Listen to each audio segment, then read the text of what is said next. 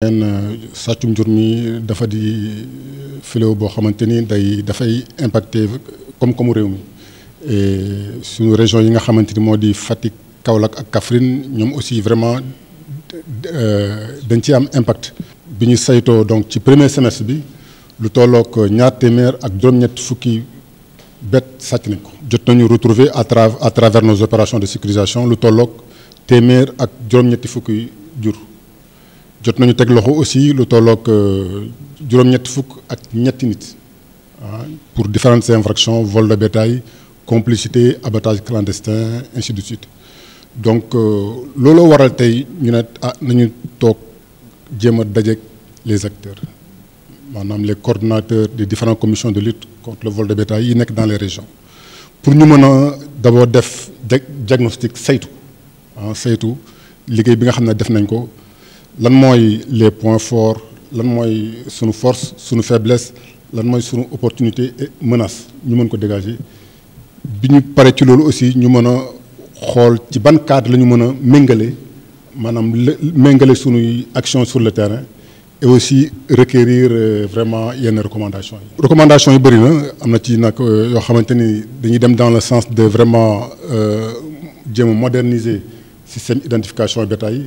xam nga léegi ak xarale yu bees yi donc y a possibilité avec les puces électroniques pour ñu mën a identifier bétail yi di ko localiser en temps aussi wax nañu solution de ñu mettre en place des enclos communautaires mais aussi wax nañu maanaam li nga xamante ni am na ñoo xam ne dañ leen di teg loxo du yàgg bu ñu leen di joxee yoon ñu génnaat.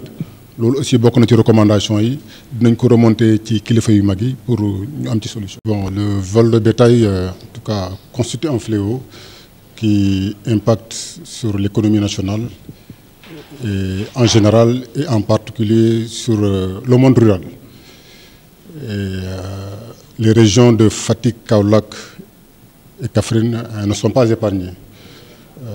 Au courant du premier trimestre, nous avons enregistré en tout cas 280 bêtes volées, 187 ont été retrouvées et 83 personnes ont été arrêtées et déférées pour des délits, pour des infractions liées au vol de bétail, au recel, à la complicité et à l'abattage clandestin.